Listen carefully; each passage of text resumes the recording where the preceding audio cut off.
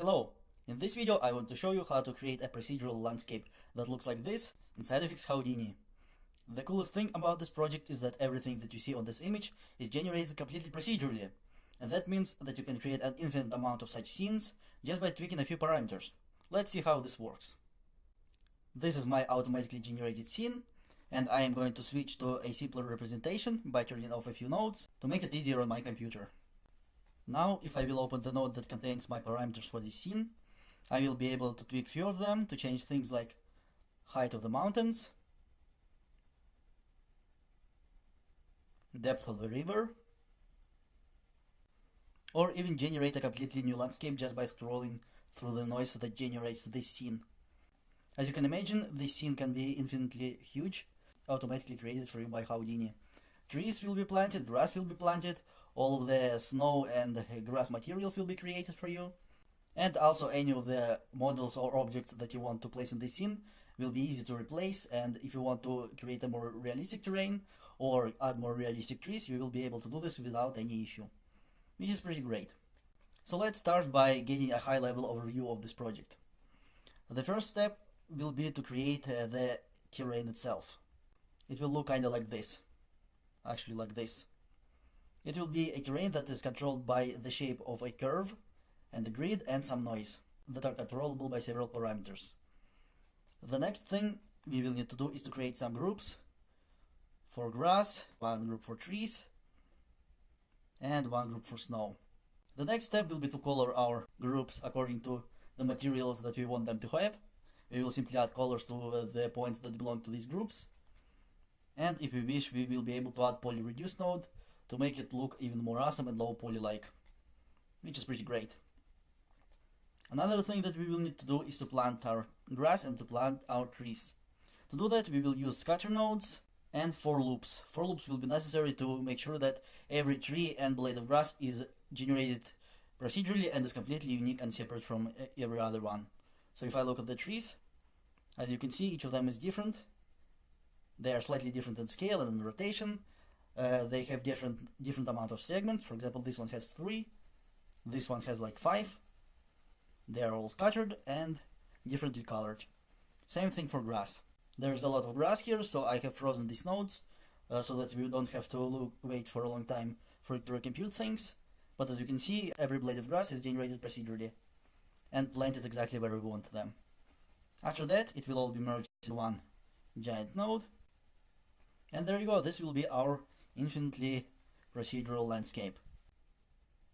We have a pine tree that is generated based on the seed that we provided, which is pretty cool. Once we have put all of this together, we will be ready to render. To do that, we will need to set up several lights. So we will need a light for the sun, the sky, HDRI map to make our lighting a little bit prettier, and indirect light to do global illumination. Finally, we will set up render in such a way that will allow us to control each of these lights separately, and we will be able to generate also a depth map. So I will be able to switch over here to depth map, and we will be able to use that in our compositing to generate fog for our scene. After we have rendered our scene, we will jump to compositing and go through the nodes that allow us to control each of the lights separately. So as you can see, each of the nodes allows me to split the image into different light contributions. So I have 4 lights and each of them contributes different amount to this image. Then I will put them together, and this time each of these lights will be tweakable and I will be able to change the amount of light it contributes to the image. Then I will add sky at the background. I will add depth fog. As you can see, that's a little bit of atmospheric perspective. And finally, I'll add some little tweaks that will make the image a little bit prettier. And as a result, we will have such a great, beautiful image. So, let's get started and go through the steps in more detail, one by one. Alright, step 1, generating our beautiful basic terrain. To do that, we will first need to take a grid, which will have 2 rows and 2 columns, so that it's basically just a square. And we will need to use every mesh node to add a little bit of resolution to it. It's going to triangulate this grid. Make sure to set the target edge length to 0.1 or something similarly small in order to have enough polygons to transform our terrain into something high poly enough. Our noise will displace each of the points on this grid, And so we will need enough points to make a pretty terrain. Once we have the grid, we will need to create a line, a simple line. And the important thing here is that it overlaps the grid. So if this is our grid, the line is a little bit larger than that, and that will make sure that a river crosses the terrain completely. This line will be used to create the shape of our river. So I'm going to transform it to make it cross the terrain in a more interesting way. Next step, I will need to add normals to this line. They will need to point to the side, like so, in that direction. To do that, we use attribute wrangle node and write a little vex expression where I create an attribute for normal and use set 001, so it will be pointing in that direction. If you want, you can create normals in any way that you prefer, but this is quick and easy and it allows you to create normals for every point. Our next step, we will add a mountain node to create a curvy and pretty shape for the river. Here you will tweak several parameters. Height will determine how curvy this river is. Scale and offset. Well, offset is just basically a noise seed.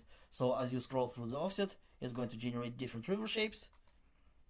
And scale will determine how many bends in this river we will have. Another thing you will need to tweak is linearity and roughness. Roughness needs to be a little bit smaller, otherwise the river will get too edgy. Excellent. So the next step is to project our river onto the grid. To do that, we will use a very cool trick with attribute transfer. So first we will create a color attribute for the grid. So we will color every point on the grid white. Then we will create a color node for the line and color every point on the line black. It's impossible to see on this background, but I have just turned every point on this line to black. And then I will use attribute transfer to transfer color of each point on the line to the nearby points on the grid, like so. And that's pretty magical. So let's go through the parameters.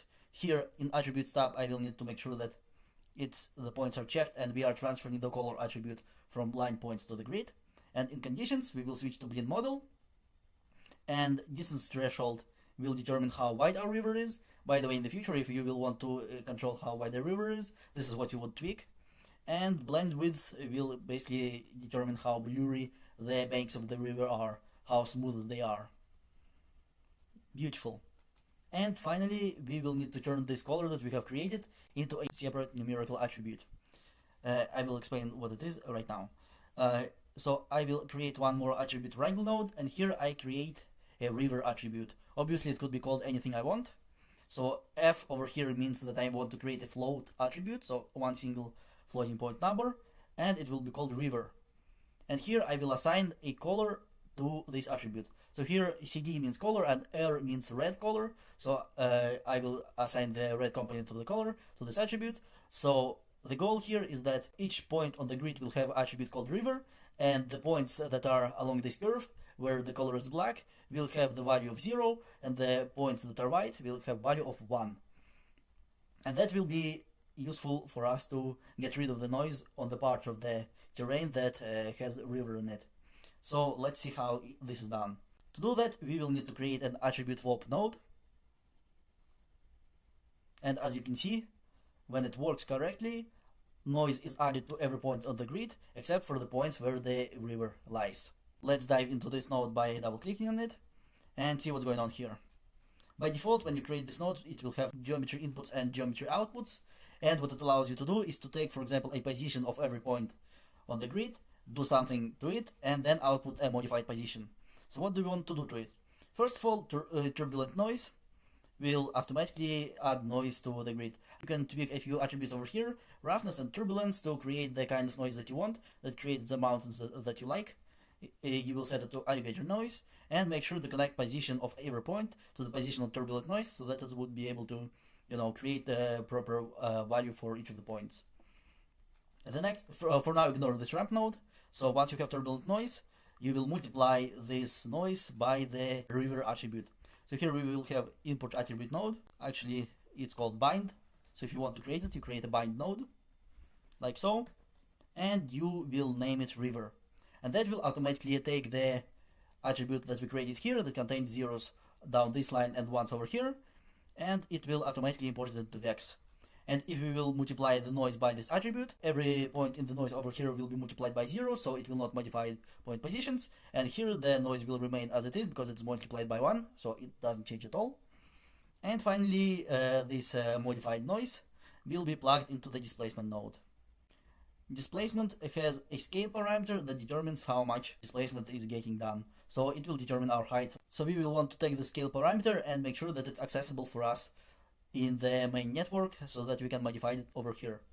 To do that, you will simply click on the gear next to the scale parameter. I will use this one as an example, and click promote parameter. It will automatically create the parameter in the main displace node. So it will be over here. And here the scale will allow us to determine how much we want to displace our points. Excellent.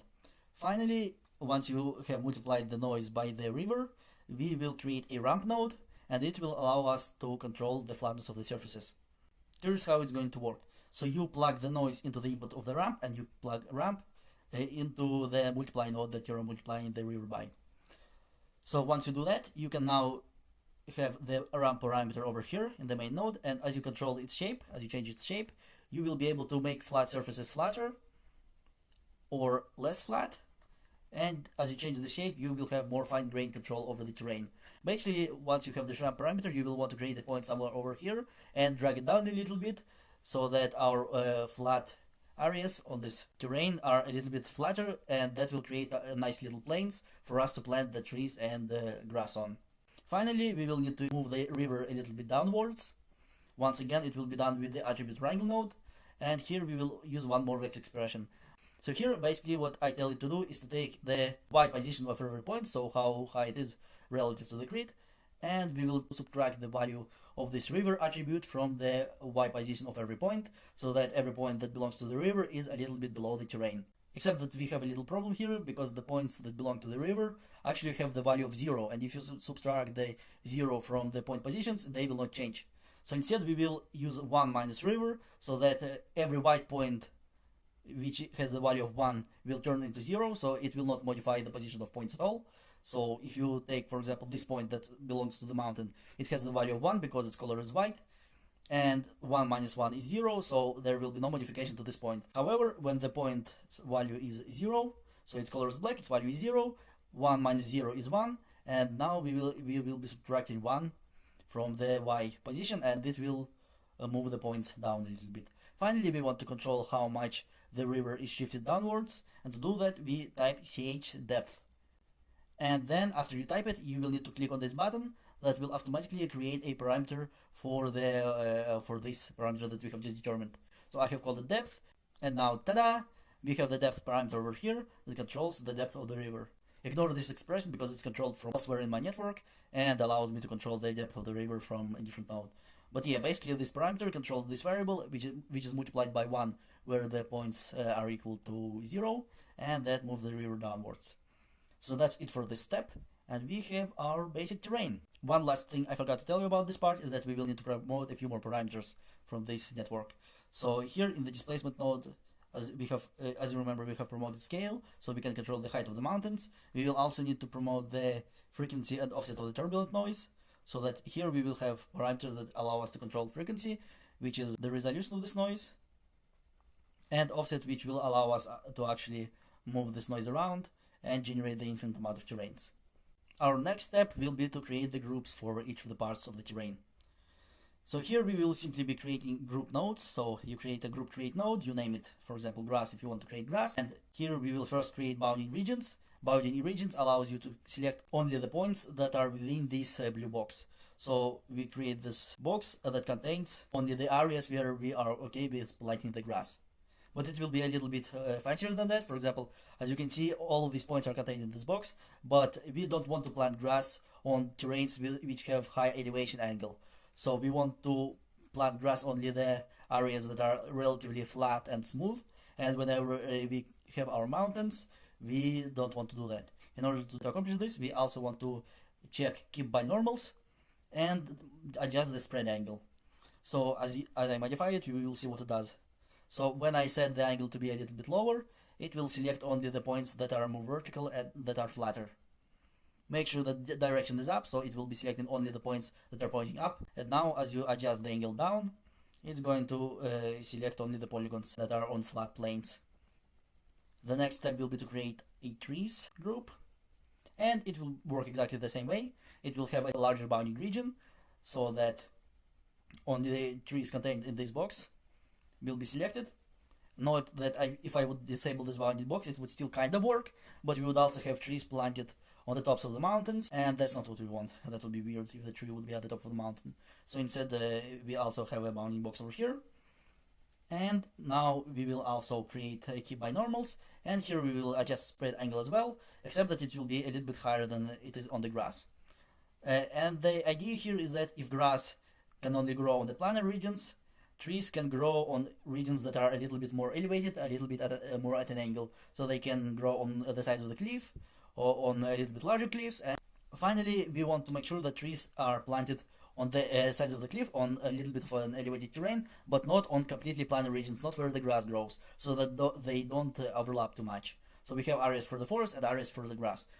To do that, we will create a node called group combine, and here we will create a group called trees, which will basically replace the group trees that we created over here, and it will be equal to trees, so trees subtraction grass. So basically what this means is that it will take the group trees that we have created over here, and it will subtract from it every polygon that belongs to the group grass.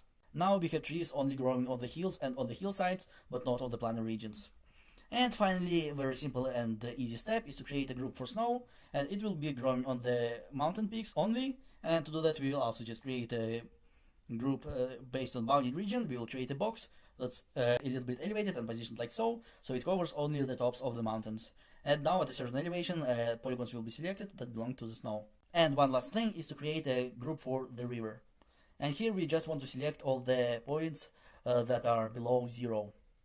And once again, we could have just created a group create node and created a bounding box that is positioned below the ground. But instead, I will create a group expression just to show you a different way you can do this. And this group expression node will create a group called river, and this will determine which point belongs to this group. So here we again take y position of every points, and we will check if it's below 0. And if a point's position is below 0, it will be selected. So now we have group for the river, for the grass, for the trees, and for the snow. Excellent.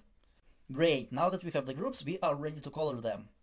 That's going to be extremely easy. We will create a series of color nodes, and they will basically select the groups that we want and add color to them, the color that we wish. So first I will create a color for the stone. It will be grayish gray. That will cover all of the points on our grid. And then I will select some of the points that belong to the grass and add a grass color. Then I will select a trees group and one more color for the trees. And for the river I will create like sandy yellowish color for the river banks and the surface below the water. And the snow will be obviously white. Nothing difficult over here. And I will need to create a attribute lure node, and here what it will do is to take all of these colors and blend them together a little bit to make smoother transitions. And finally, to finalize our terrain, we will create a poly reduce node. It will get rid of most of the polygons and leave only however many % you want to keep.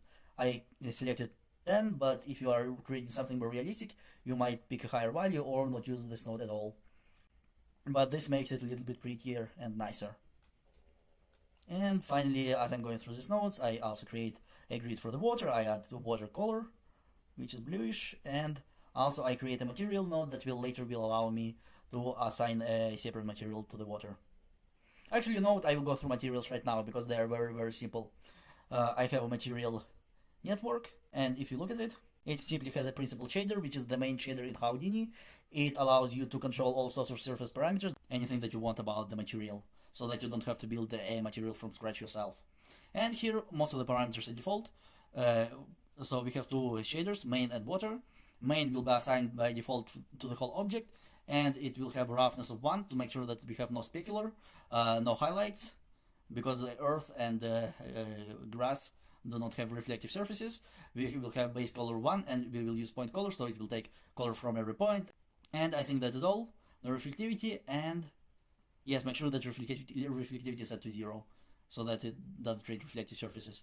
And then we will create a shader for water, which is identical, except that we have roughness set to 0, which means in Houdini, a roughness of 0 means that we create a shiny specular surface, and the roughness of 1 means that is very diffuse and rough, so it doesn't have speculars. So water will have roughness of 1 and roughness of 0 and reflectivity of 1, and that will make sure that our river can reflect objects around it. And then we will add this river grid to the terrain, and that's it. This is our basic terrain. Alright, now it's time to draw some trees. So I'll take you through the whole setup for the tree. It's in the separate node over here, so that we can see it very clearly and easily. And here's what we will need to do for the tree. It has two components. It has its trunk, and it has the leaves. To create a trunk, we will need to create a noisy line. So first we create a simple vertical line that looks like this, and has 5 points. We create attribute triangle node that adds normals pointing to the side, and then we add mountain node that creates noise in this direction. We create one more attribute triangle node to create normals down that axis, and then we create a copy of mountain node that will basically be identical to the first mountain node. Simply right click, actions, and create reference copy. And once you do this, you will have a second mountain node that you can plug after this attribute triangle. So once again, create normals in that direction, add noise in that direction, create normals in that direction, and add noise in that direction. And then we simply have a box, we add poly extrude to it, and poly extrude to it will be controlled by the spline. So I'm telling this poly extrude node to extrude the top face of this box along this curve. So here we will add 4 divisions, one for each point on the curve. I set the distance to be high enough, and then here I switched spline shape to curve from the second input, so that it will take this noisy line and extrude polygons along this line. And here we have spline control tab that allows us to modify all sorts of parameters. I don't think I've modified any of them, but you will be able to control all sorts of cool stuff with it if you want to extrude things along the curve. And that's basically it for the tree trunk. Now let's create our leaves. We will start with a circle. This is a circle node, primitive type is polygon. It has 6 divisions, so it looks like a base of the segment of our tree. Then I add transform node just so that its normal is pointing upwards. So I have rotated it 180 degrees so that now it's pointing upwards instead of downwards. I'm using poly extrude with inset set to 1, so that extrudes it upwards like so, 2 units, and then it creates inset to create our tree segment. And finally we use a fuse node to fuse these vertices. So that's a very simple shape for one tree segment. Next we create a mountain node that will add a little bit of noise to it, and we will copy this segment several times. Basically it's very simple. The only trick that we have over here is that we will use something called copy stamping. Well, first of all, let's go through these parameters. As you can see, every copied segment is moved upwards by 1 unit, like so, and it's scaled down a little bit so that upper segments are smaller than the lower segments. And then we are using copy stamping. This is not a tutorial on copy stamping, so I won't go into depth. But basically what you need to do is to check stamp inputs, create a variable CY and set its value to CI, and that variable is going to contain the number of copy for each of the segments. So the first one will have number 1. This is the second copy, third, fourth, and fifth. Then we will be able to use this variable in nodes that come before the copy node. So here I'm using stamp expression over here. So this stamp expression takes the CY attribute that I have just created in the copy node, and basically this will be the value of the copy number. So for first segment it will be 1, second one it will be 2, etc. And that will allow us to modify each of the segments and make them a little bit unique. We also add a seed parameter to it. So over here I have a node that contains the parameter for this tree, and it has the only parameter of seed. This parameter is plugged into this mountain node, so that we have a situation where each of the segments is unique, and also it will be uniquely modified for each tree. And finally I add a couple of transform nodes. Here they will also just make sure that each tree looks more unique. So this transform node scales and translates the tree down. So it changes the vertical scale of the tree and the position of the treetop, how high it is above the ground. And the final transform node is, well, first of all it scales it down because that's where I found it convenient to just make the tree a little smaller. And here what it does is rotates the tree 15 degrees in each direction based on the seed. So here a seed that is grabbed from the parameters node, and this seed will be modified to create each unique tree, and this kind of seed is plugged into a run function which generates a random number between 0 and 1 based on this parameter. So here we will have, for each tree, we will have a unique random value. And because its value is between 0 and 1, we subtract 0.5 from it to create values between minus 0.5 and 0.5. So we have both negative and positive values, and we multiply them by 15. So overall, the result is that tree is rotated 7.5 degrees in either direction, depending on the random number, and that will make trees be inclined a little bit. And then finally, I have selected all of these nodes and pressed Shift C to create a subnetwork and create it in a parameter interface. You can create a parameter for the seed, so you drag float from here to here, and you create a seed parameter, so that every time you modify this parameter, tree is generated and has a unique shape. And also we have a grass blade, which works in a very similar way, so I will go through that even quicker. Basically, this setup is completely identical to the setup of the tree trunk. So here we have a line with two attribute triangle and mountain nodes that add noise to it, and we have a box with two segments. We reshape it a little bit to create the base of the grass blade, and then we poly extrude it along this line. And because line is noisy, each blade of grass has an interesting shape. One thing that I want to point out here is that here in the spine control tab, you will want to use the thickness ramp to scale it down a little bit so that a tip of the grass blade is very tiny, like so. Everything else is completely identical to the tree. And after this, I also have created a blend node that adds a little bit of a blending angle over here, like so. It will also be dependent on the seed value. So once again, just adding a little bit more randomness to this geometry. And finally, I'll transform it and scale it down, like so. Great! So now that we have the shapes of our trees and our grass, we are ready to plant them onto our terrain. Here we have two setups, one for the grass and one for the trees, and they are completely and entirely identical. The only difference here is that one of them is using a tree node that contains all of our tree setup, and the other one uses the grass node for the grass blade. I will go through the setup for the trees, and then you will just copy and paste these nodes, or maybe even find a smarter way to just switch between grass and trees, but I decided to keep it simple and just have two separate lists of nodes for planting grass and trees. So let's go through this step by step. And our first goal will be to scatter the points onto the terrain in places where the trees are going to be. Generally, I have found that creating 350 trees is about enough. And as you can see, these trees are planted exactly where we want them to be on our terrain, on the sides of the cliffs. So after we have created our groups, first of all, I'm going to set a color node to black for the whole geometry, and then I'm going to create a color node that sets the points where the trees should be to white. So here I simply select the tree group and I set the point colors to white, and this is where we will scatter our points onto which the trees will be planted. To do that, we first need to take this color attribute and turn it into a density attribute.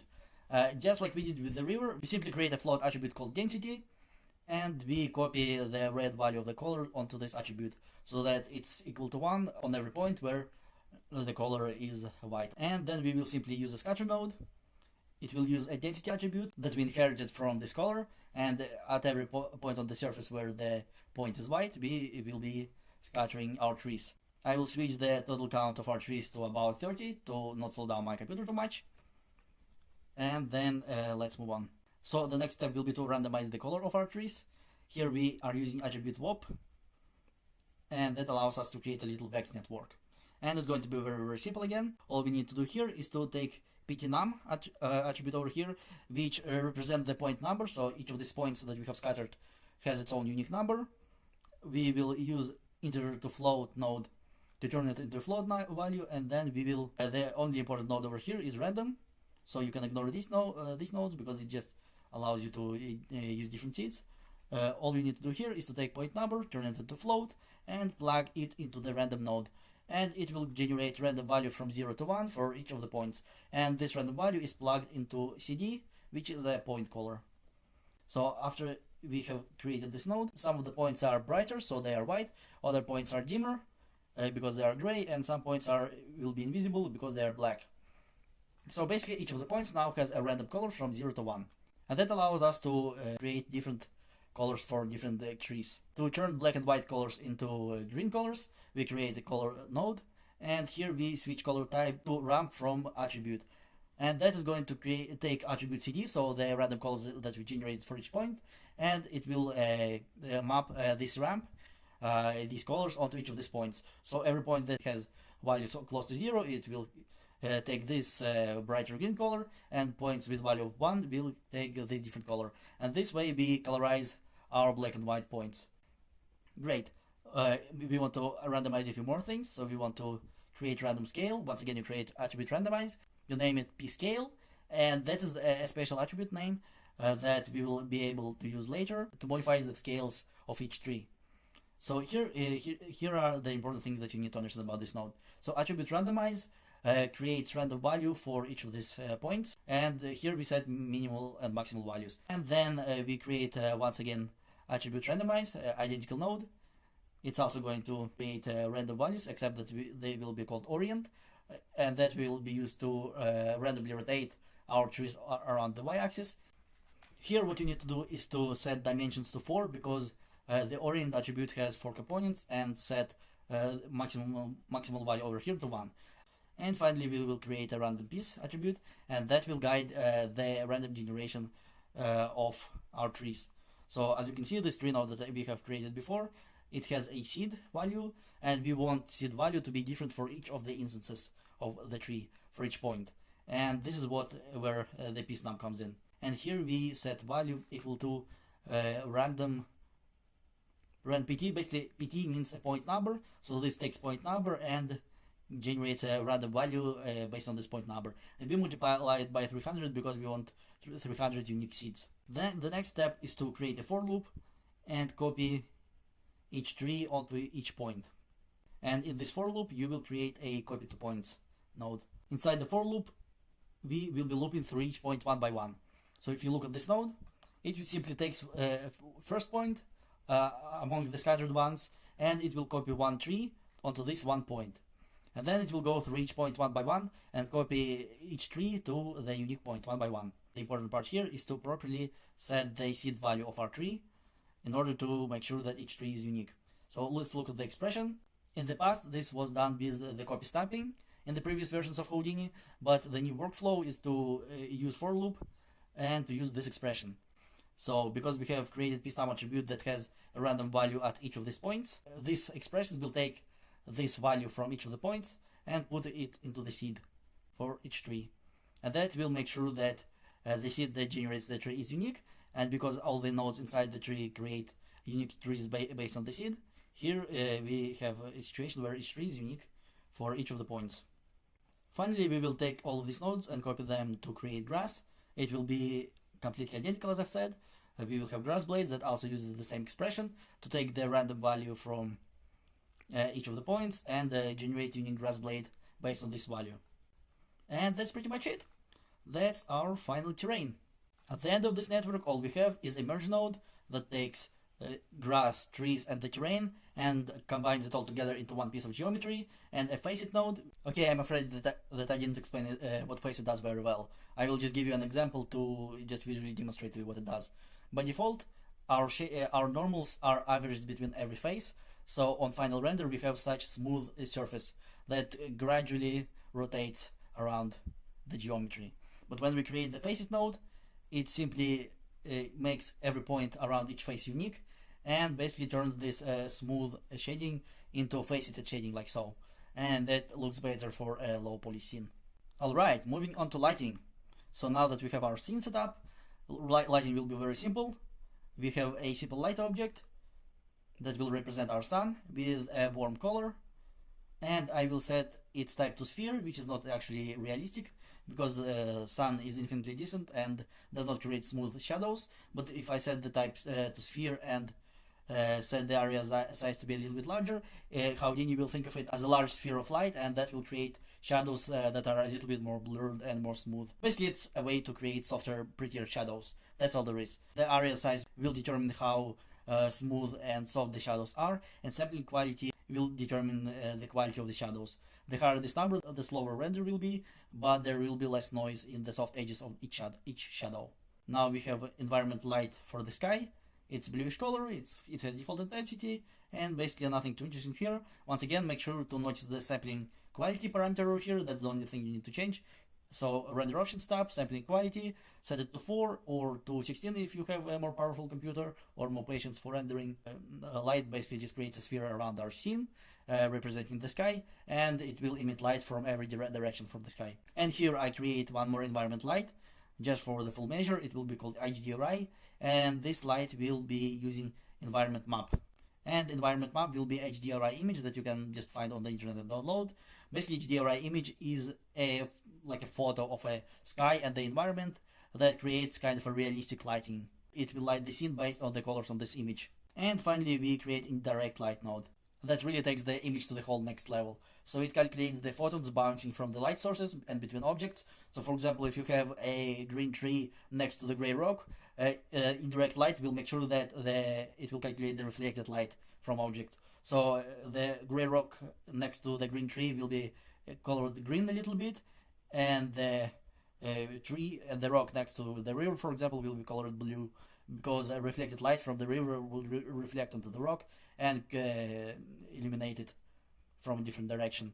Just create indirect light node and set sampling quality to 16 to minimize the noise, or 32 or 64. Actually, I would set it to 64 for higher quality.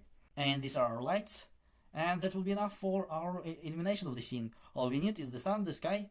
Optionally, you want to create environment map to illuminate the scene with an image, and indirect light to create global indirect illumination. Now I'm going to quickly go through the render settings. So in our out network, we have our mantra node. And here's a cool little trick.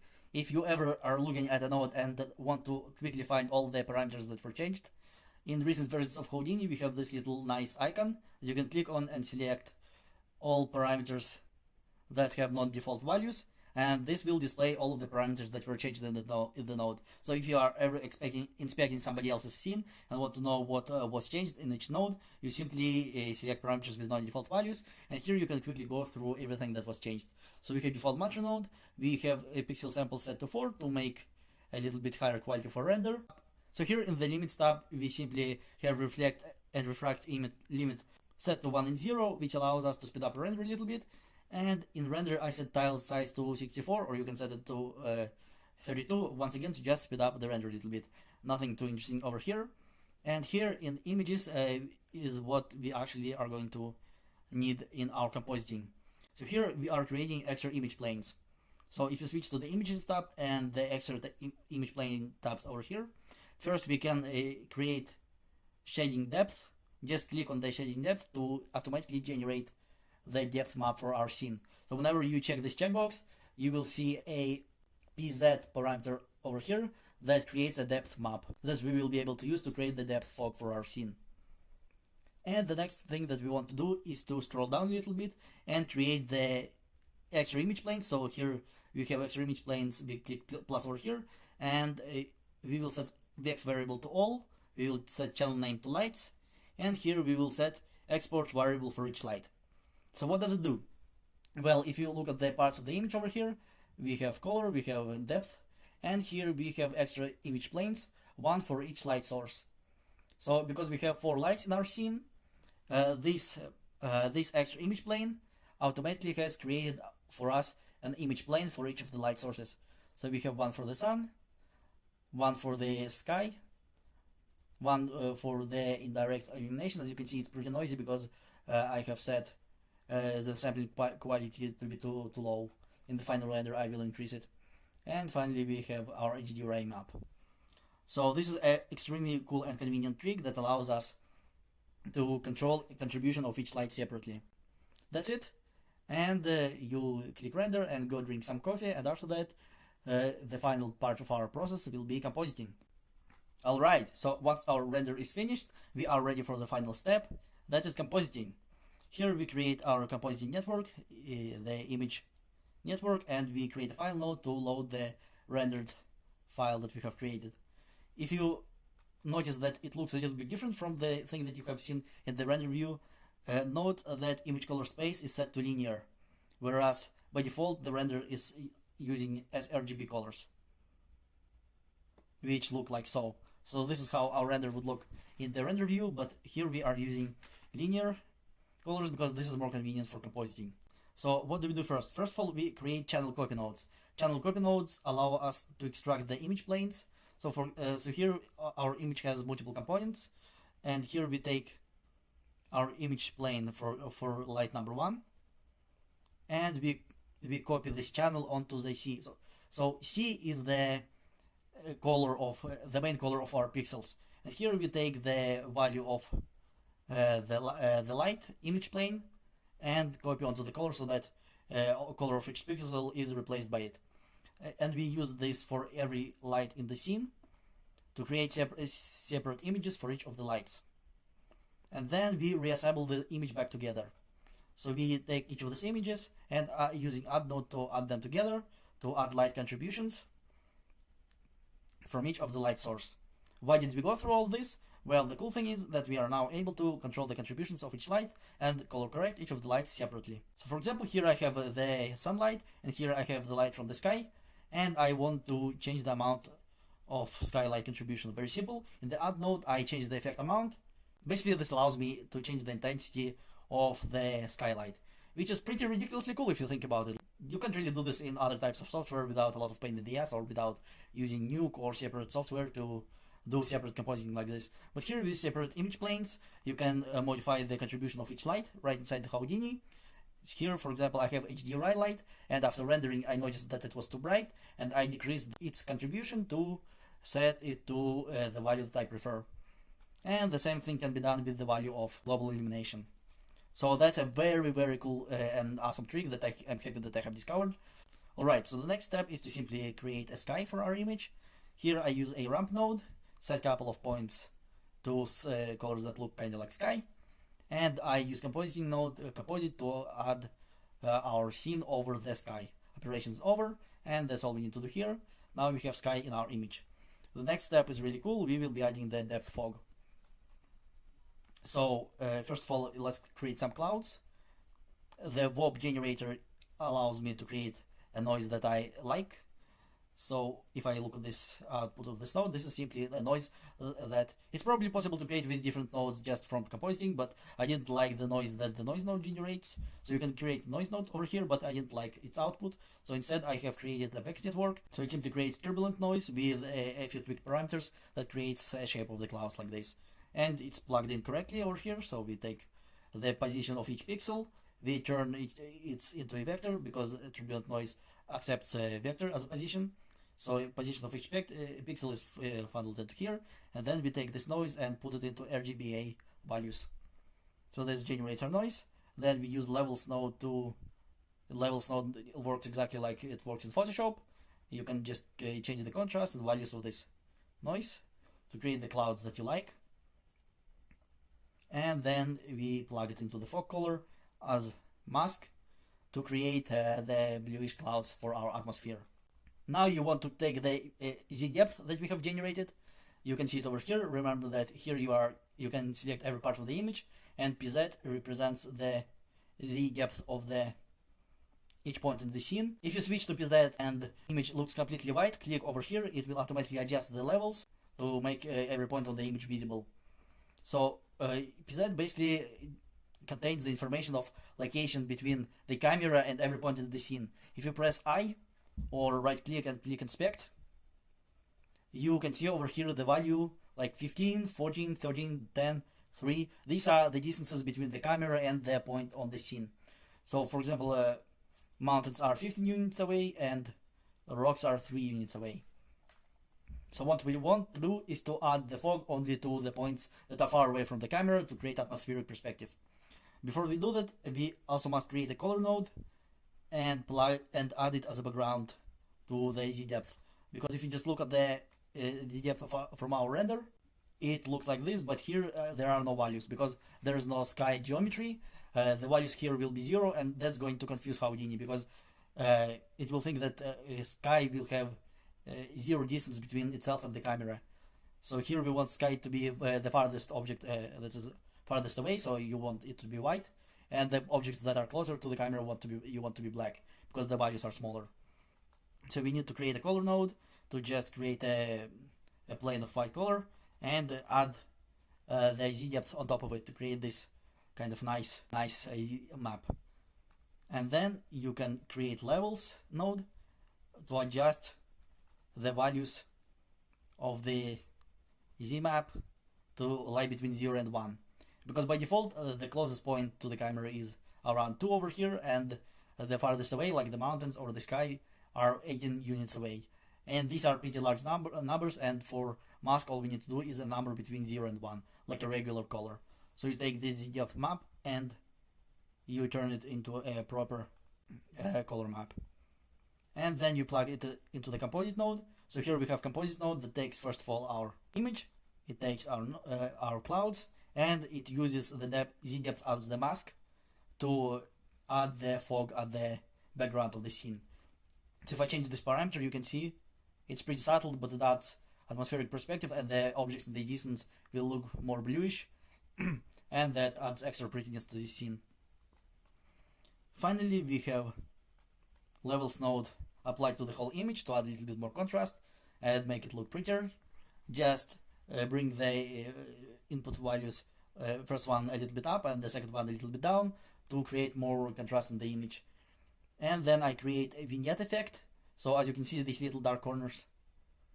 So we have a ramp node that simply creates a gradient that looks like so, and color black, and we composite this color black over this image using the ramp as a gradient. So this only leaves the darkish colors, which make the image a little prettier. And that's it. Finally, we have the raw file output node that renders our beautiful result as a final image. And that's it. It's pretty cool. I hope you have enjoyed this tutorial. I hope it was useful and interesting to you. And I will share with you the scene so that you can look through all of it yourself. You can see it in the description of this video. Because everything was created entirely in Houdini, I hope nothing is going to break. The only file that you will be missing is HDRI map for the environment, which is not that important to begin with. You can just download it anywhere you want on the internet. Just find the HDRI environment map, but it won't impact render too much. And really everything else will be available to you, and you will be able to browse through the scene, and hopefully you have learned some cool tricks. If you have any questions, feel free to ask them in the comments. And I hope you enjoyed this tutorial, and I will see you in my future videos.